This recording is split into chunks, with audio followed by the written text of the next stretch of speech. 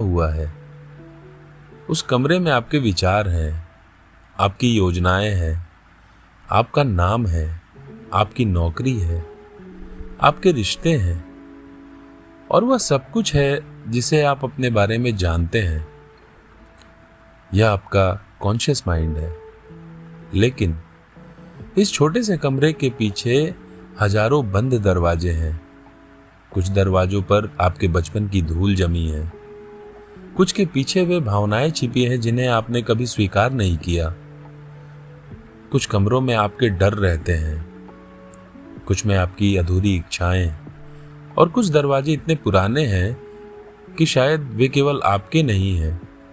उनके पीछे पूरी मानवता की पुरानी स्मृतियां, प्राचीन कहानियां, युद्ध, प्रेम, मृत्यु, पुनर्जन्म, नायक, दानव, माँ, पिता और अनंत अंधकार की छवियां सो रही हैं।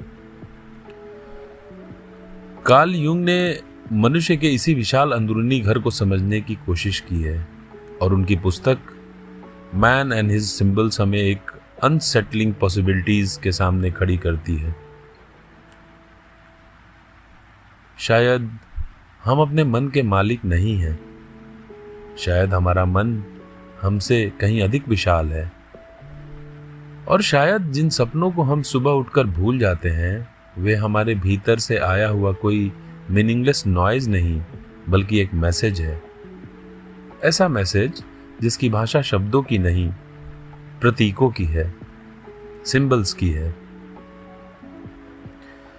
आज की इस यात्रा में हम जानेंगे हमारे सपनों में अजनबी चेहरे क्यों आते हैं। हम किसी बात को छिपाना चाहते हुए भी बार बार उसी के बारे में क्यों सोचते हैं।